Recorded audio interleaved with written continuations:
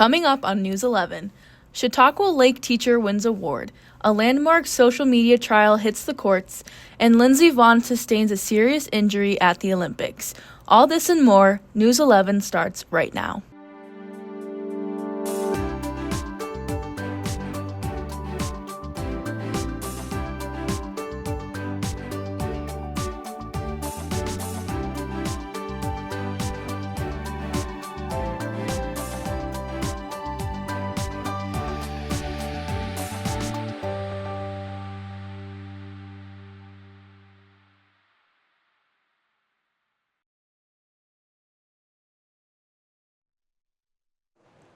Good evening and welcome back to News 11. I'm Jenna Gorton. And I'm Jenna Polito. We have a lot of exciting stories to cover, so let's get started with your local news.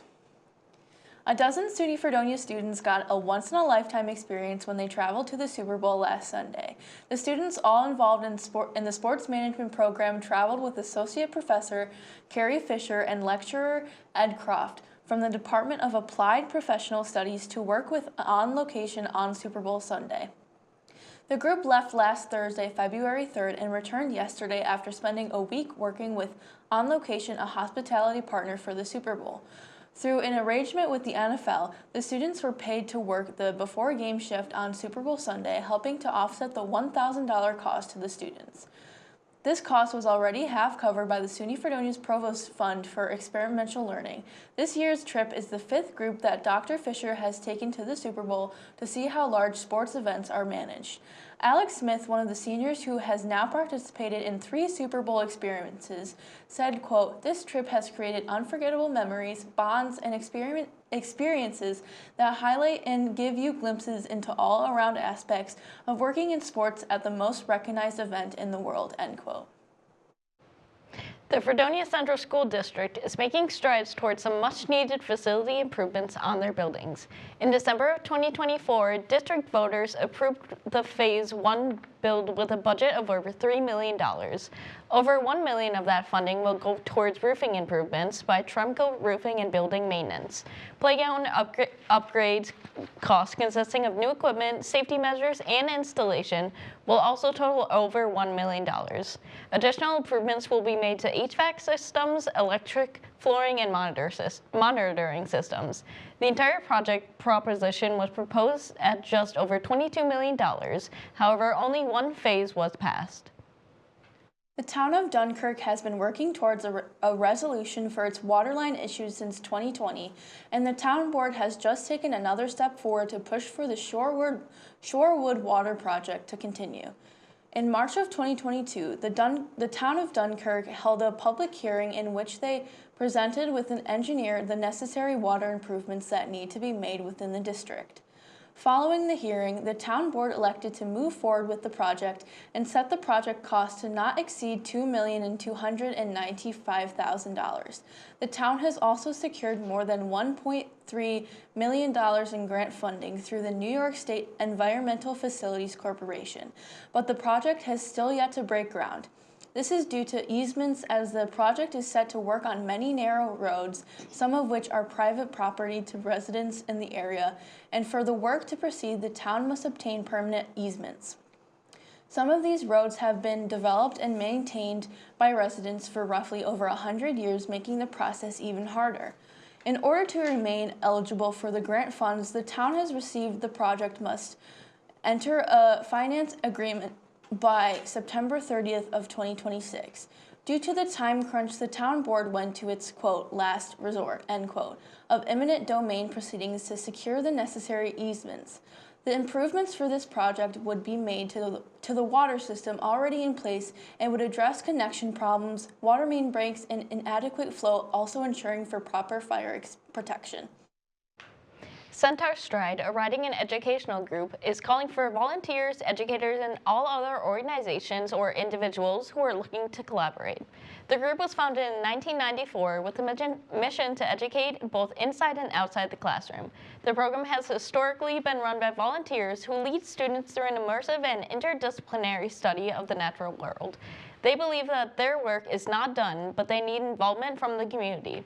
They offer inclusive and accessible programs on their 63 acres of land that offer opportunities to connect with horses and the environment. They're holding their next volunteer orientation on February 14th from noon to 2 p.m. for those interested in helping in their mission. A Chautauqua Lake Central School social studies teacher was recently honored with one of the highest honors from the New York State Board of Regents. Leanne Hendrick, a longtime social studies teacher at Chautauqua Lake Central School, has been named the 2025 recipient of the Louis E. Yavner Teaching Award.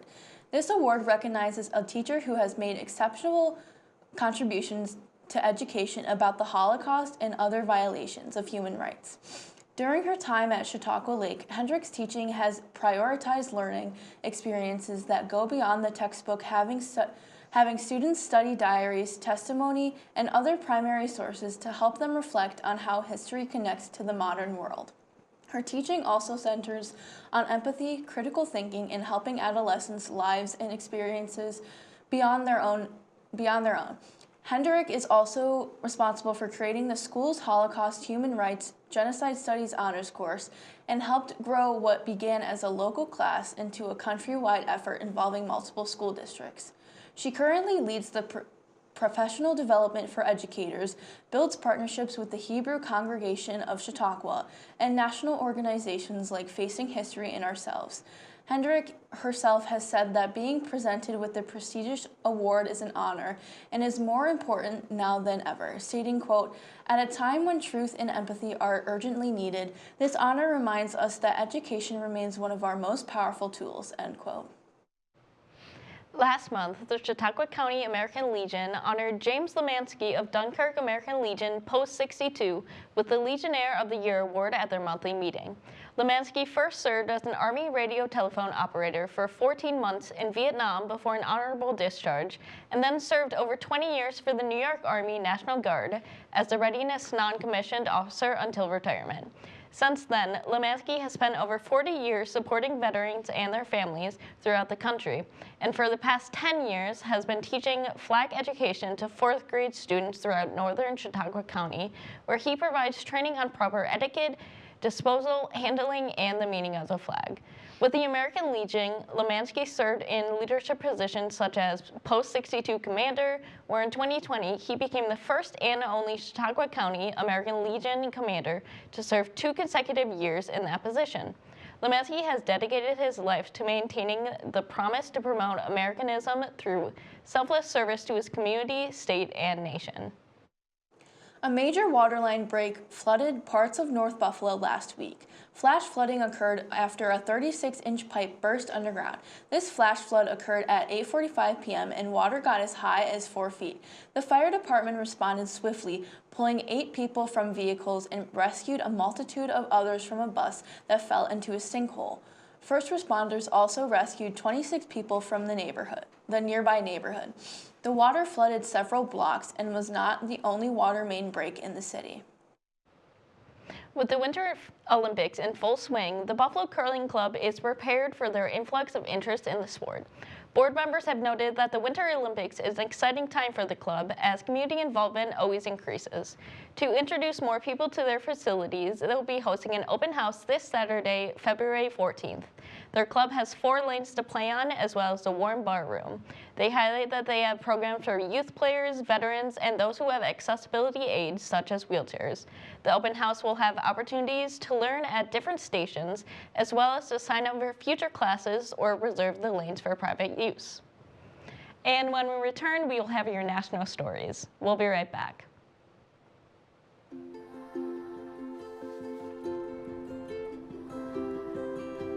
To Sofia and Gabriel, Miss Flores, my little flowers.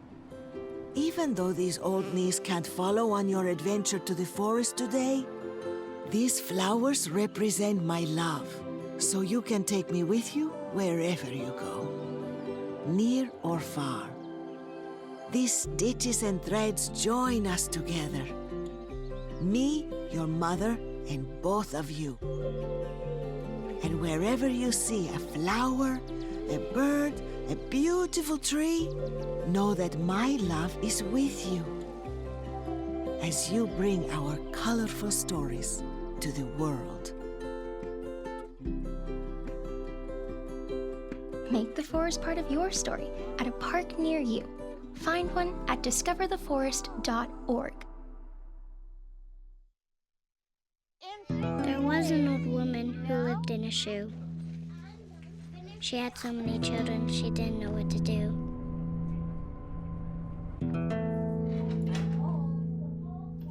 She gave them some broth without any bread and kissed them all soundly and put them to bed. Hunger is a story we can end. End it at feedingamerica.org. There is still an ongoing investigation into the missing mom of Savannah Guthrie, NBC News Today show co-host. Guthrie's mother, Nancy Guthrie, went missing on February 1st, 2026. Savannah and her siblings received a ransom note from numerous news outlets after the kidnapping that stated the kidnappers wanted a large sum of money for the return of Nancy. The family posted multiple videos on social media pleading the kidnappers to return their mother. A video was posted on February 7th and featured all three siblings holding hands and saying, quote, "We beg you now to return our mother to us so that we can celebrate with her," end quote. The most recent video was posted on February 9th and just featured Savannah by herself. She asked the public to help if they know any information regarding her mother to please reach out. In the video, she says, quote, "We believe our mom is still out there. We need your help," end quote. The search for Nancy Guthrie is in its second week, and the FBI is doing all that they can to identify a person of interest in the case. A bipartisan group in Congress is beginning to move forward with its own plan for affordable housing. Since the Great Recession of 2008, the housing market has never fully recovered. The housing shortage has pushed prices for homes higher and higher, and to close that gap would mean to build an additional 3 to 4 million homes. The package of bills running through Congress is aiming to address both the housing costs and the shortage of housing that is affordable. The package also looks to ease zoning regulations, expand the supply of manufactured homes, and repair the United States home supply. Ease regulations could get the United States an extra 2.5 million housing units in the next decade. A bill was passed in the House Monday, which called for Housing the 21st Century Act, which has begun the plan by Congress.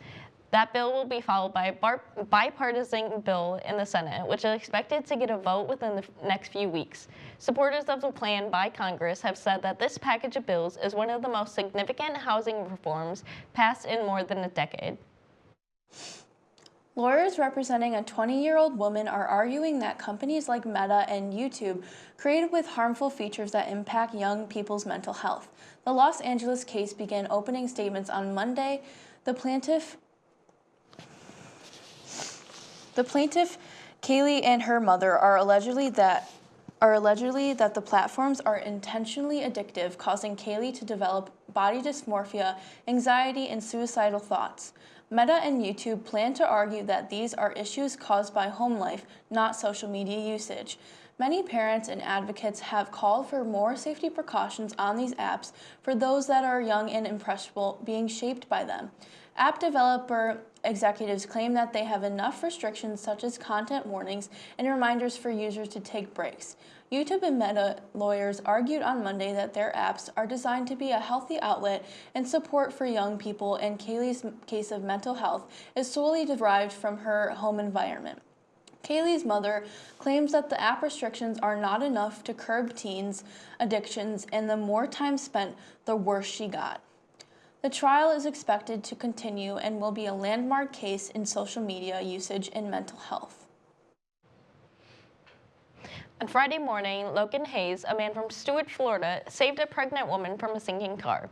Hayes was stuck in traffic going south on Interstate 95 when he noticed a vehicle sinking in a pond near a rest stop in Martin County. Hayes heroically jumped into the water and swam to the car, where he found the back passenger door was still the only one above water. He calmly guided the trapped woman to come to him. Hayes, who works on a private sport fishing boat, is familiar with water but had never rescued anyone before. Fire rescue arrived at the scene minutes later, and rescue divers entered the water to confirm no other occupants were inside. Hours after the rescue, the woman gave birth to the baby at the HCA Florida Lawnwood Hospital in Fort Pierce. The condition of the mother and the baby is currently unknown, but updates will be provided as more information becomes available. Two strangers may have been the difference between life and death for a woman at Bridal Veil Falls in Washington State last Tuesday. Jackie Teagan, an experienced hiker and mountaineer from Saratoga Springs, New York, suffered a severe fall in which her sister-in-law believes she may have been hit by falling rocks. About an hour and a half after the fall, Teagan was discovered unconscious by two hikers who came across and followed a trail of blood. Catherine Teagan, Jackie's sister-in-law, said, quote, "They took care of her, wrapped their coats around her, tried to get her body temperature up," end quote. Teagan was airlifted to Utah Valley Hospital, where doctors discovered a significant skull fracture, facial fractures, and multiple brain bleeds. This was far from Teagan's first hiking trek. She has extensive outdoor experience, including a mountaineering expedition on Mount Everest. Catherine Teagan said, quote, "This isn't new to her. She's been in dangerous conditions, and this was just the one where something went wrong," end quote. Teagan's family is very grateful for the two hikers who they call heroes, saying, quote, "The fact that they not just noticed that, but had the inclination to follow it and to investigate that potentially has saved her life," end quote. This is a good reminder for hikers to take basic precautions. Avoid going alone, tell someone your plan, and stay away from unsafe areas. The passing of beloved Canadian actress Catherine O'Hara was announced to have been caused by a pulmonary embolism, with cancer as the underlying cause. The Los Angeles County death certificate issued on Monday listed the pulmonary embolism, which occurs when a blood clot blocks an artery in the lungs, as the immediate cause of the actor's death. On January 30th, at the age of 71. The oncologist who signed off on the certificate stated that he had been treating O'Hara since March of last year and last saw her January 27th before her passing in a hospital in Santa Monica, California. And when we return, Zach Baer joins us with our sports update, and we'll have your first look at weather. We'll be right back.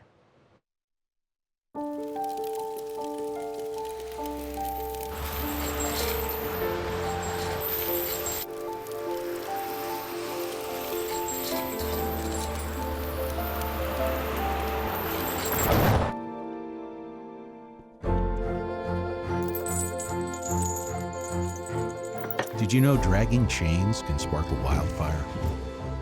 Only you can prevent wildfires. When I was in foster care, I never knew when I would have to move, so I always had my suitcase ready to go. Then one day, I was adopted. My new parents opened their hearts and home to me. My parents cook my favorite breakfast for me every morning.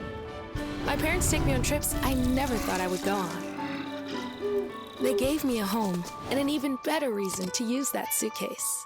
My parents aren't perfect, but they're perfect for me. We've been down there. You gotta do the same. Post office. All you do is sign. So don't get nervous. Sign your name. Selective service. It takes no time. Just sign on the line at the post office. Selective service. Hey guys, if you're about to turn 18, you've got to register with Selective Service. It's simple. Just go down to the post office, fill out a card, and turn it in. That's all there is to it. There's no draft now. You're just adding your name to Selective Service's list in case there's a national emergency. So if you're 18 now, Selective Service, you gotta get down to the post office. Register with Selective Service. It's quick, it's easy, and it's the law. Takes no time. Just sign on the line at the post office. Selective Service. We're now joined by Zach Baer, who will give us our weekly sports update. What's going on in sports, Zach? Thanks, Jenna. Both the SUNY Fredonia men's and women's basketball teams traveled up to New Paltz this past Saturday, which resulted in losses. The men's team fell to the Hawks with a final score of 69-94, and the women's with the final score of 53-57. Both teams are slated to play this Friday against SUNY Potsdam at home. The men's hockey team also suffered defeat this weekend with a 3-4 loss against Plattsburgh State. They hope to get back in the winning column this Friday night against SUNY Potsdam as well, where they will also be hosting their annual Pink in the Rink game, where each player's jersey is dedicated to someone battling breast cancer, and proceeds will be donated to breast cancer research. The men and women's track teams saw some wins this past Saturday at their Ocean Breeze meet in Staten Island, where both Talon Rowland of the men's team was named Male Track Athlete of the Week, and Giovanni Lidolo of the women's team was named Female Field Athlete of the Week. Roland ran the 400-meter dash in 49.08 seconds, placing him second and number 2 on Fredonia State's all-time list. And Lidolo placed second in the triple jump, where she also has the top distance in the SUNYAC this season and ranks in the top 30 nationally. Moving into Buffalo sports, the Buffalo Sabres have been on and up, winning six out of their last 10 games. Their most recent game, they fell to the Pittsburgh Penguins with the final score of 5-2, with goals being made by Jason Zucker and Tage Thompson. They face off against the New Jersey Devils next on Wednesday, February 25th.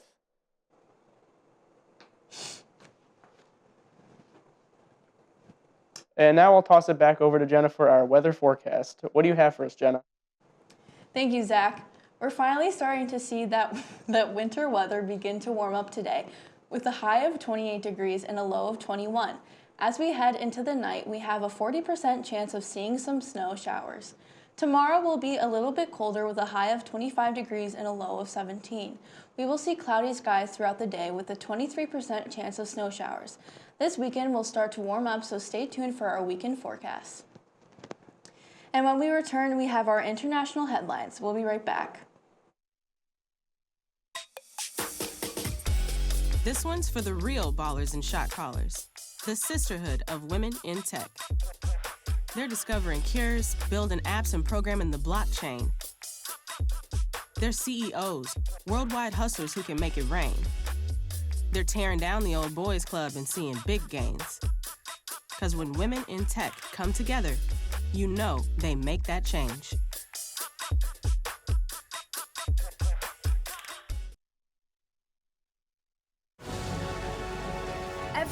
Every day, millions of people are connecting. And even though we're overcoming obstacles, watching each other's backs, and banding together, we should still make an effort. To get to know each other. On a deeper level. Father. Cosplayer. Mentor. Actor.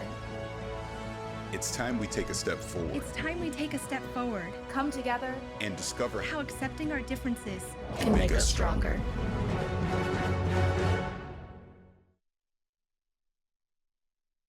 How prepared is your family if a hurricane shows up at your doorstep, or a flood, or a blizzard?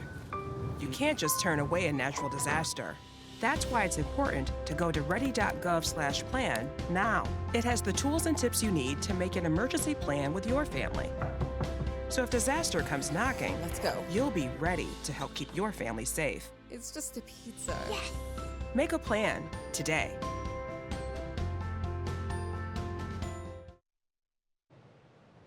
British police are looking into claims that former Prince Andrew shared confidential trade documents with convicted sex offender Jeffrey Epstein. This investigation is happening due in part to the recent release of millions of documents related to Epstein. The release of these documents has intensified scrutiny around former Prince Andrew and his relationship with Epstein. Within the release of the files is an email exchange from November of 2010 in which former Prince forwarded visit reports in from his trips to Southeast Asia. There are also several other emails that reference trips that the former Prince went on. These emails are important because former Prince Andrew was a special representative for international trade from 2001 to 2011. Trade envoys are barred from sharing confidential documents, so if he did send emails to Epstein with documents regarding his trips, he could be charged or arrested. Canada and France have recently opened consulates in Greenland amid President Donald Trump demanding to acquire the land. The nations are showing their support as NATO allies with their establishments in the capital city, Nuuk. The appointed consul general of France wanted to make it clear that the establishment was not to intimidate the United States, but rather to show their solidarity with Greenland and Denmark. Just last Friday, Canada had a flag-raising ceremony to celebrate the official opening and strengthened partnership between the lands. President Trump's continuous call for Greenland is putting a strain on the European and U.S. relations. Other European nations have also sent additional troops to Greenland in order to assist Denmark's armed forces if necessary. The Olympics have started this past week, and unfortunately, it has been unlucky for famous USA downhill alpine skier Lindsey Vonn. Vonn completely ruptured her ACL in a training run during a week before the actual race. She chose to compete in the race even with a torn ACL, but has had a devastating crash when she was completing her downhill run for the USA. This crash had nothing to do with her previous ACL tear, and Vonn wrote on Instagram saying, quote, "Yesterday, my Olympic dream did not finish the way I dreamt it would. It wasn't a storybook ending or a fairy tale. It was just life," end quote. Before the crash, she had been completing training runs and looked like she could compete and do well, but when she started her actual run for the race, she got caught on a gate with her right arm and crashed down the slope. After the crash, Lindsey got airlifted off the slope and went to a hospital in Italy. Lindsey said, quote, "I sustained a complex tibia fracture that is currently stable but will require multiple surgeries to fix properly," end quote. Then she went on to say, quote, "While yesterday did not end the way that I had hoped, and despite the intense physical pain it caused, I have no regrets," end quote. The International Ski Federation President Johan Eliash addressed the unfortunate event and stated that what happened was, quote, "very bad luck," end quote. We hope Lindsey Vonn has a speedy recovery and gets to participate in future events. And after the break, a look at the Bad Bunny Super Bowl halftime show, the 2026 Grammys, and the artist Pink on hosting the Kelly Clarkson Show. We'll be right back.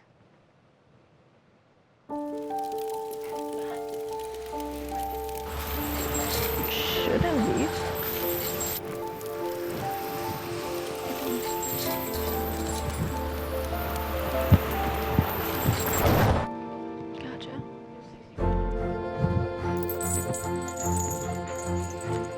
Did you know dragging chains can spark a wildfire? Only you can prevent wildfires. It's freaking cold. When I was in foster care, I never knew when I would have to move. So I always had my suitcase ready to go. I know how to say Then one day I was adopted. My new parents opened their hearts and home to me. My parents cook my favorite breakfast for me every morning. My parents take me on trips I never thought I would go on. They gave me a home and an even better reason to use that suitcase. My parents aren't perfect, but they're perfect for me. Just over the weekend, the NFL hosted Bad Bunny as the halftime performer for the Super Bowl, and it was one to be remembered. The full show was just over 13 minutes long and was packed with enormous symbolism reflecting on culture and the political circumstance in the U.S. The artist also brought along with him other iconic figures such as Lady Gaga and Ricky Martin. The performers showcased from sugarcane fields to a real wedding. Bad Bunny even had an actor depicting himself as a young child, to whom he handed a Grammy Award to. He finished the performance with his first words in English, in the show so far being "God Bless America." Following this, Bad Bunny listed over 20 nations in North, Central, and South America, with the flags being flown behind him. The 2026 Grammy Awards gathered a stacked roster of nominees competing for top awards of the evening at the Trevor Noah hosted show. Puerto Rican superstar Bad Bunny made history at the Grammys, where his 2025 album, Debí Tirar Más Fotos, translated as "I Should Have Taken More Photos," became the first Latin LP to win an Album of the Year in the Academy's 68-year history.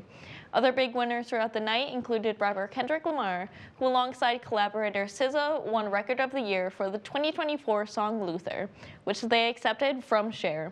Song of the Year went to multi-winning recording artist Billie Eilish's single Wildflower off her album Hit Me Hard and Soft, while Lady Gaga won the Best Pop Vocal Album for her 2025 pop opus Mayhem. Performances throughout the night included show-stopping numbers from Gaga, Rosé, Bruno Mars, Justin Bieber, Sabrina Carpenter, and more. Overall, it was a fierce and exciting night full of old and new Grammy winners that will cement themselves in the award show's history.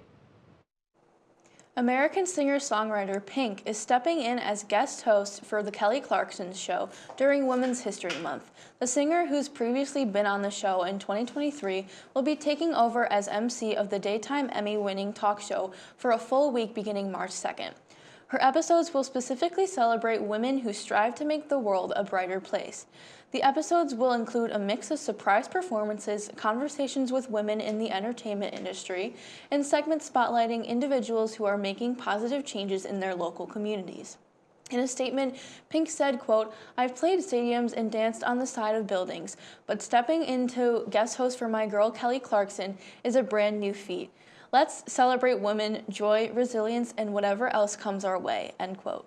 Clarkson also expressed her excitement at Pink taking the reins of her show while she's away. Pink is just the first of several guests who will be hosting the show in Clarkson's place due to the 7th and final season, which will officially come to a close this fall. In a statement, Clarkson said, quote, "This isn't goodbye. I'll still be making music and playing shows here and there. But for now, I want to thank y'all so much for allowing our show to be a part of your lives and for believing in us and hanging with us for 7 incredible years," end quote. Now I'll toss it to Jenna Polito one more time tonight for the end of the weekend weather. How's it look, Jenna? Thank you, Jenna. On Friday, we will start to see the sun a bit with mostly cloudy skies, and it will warm up to a high of 31 degrees with a low of 27. Saturday, we'll start to see more cloudy skies with some pockets of sun. The high will be 34 degrees and a drop down to a low of 24 at night. And Sunday, it will warm up even more with a high of 39 degrees and a low of 28. We will see the sun throughout the day as we head into the night, and we'll start to see more cloudy skies as we have a 35% chance of snow showers. That's all I have for your weather this week. And that does it for News 11. Thank you to our behind-the-scenes crew. We'll be back next week. And as always, thank you to everyone watching at home. Have a great night.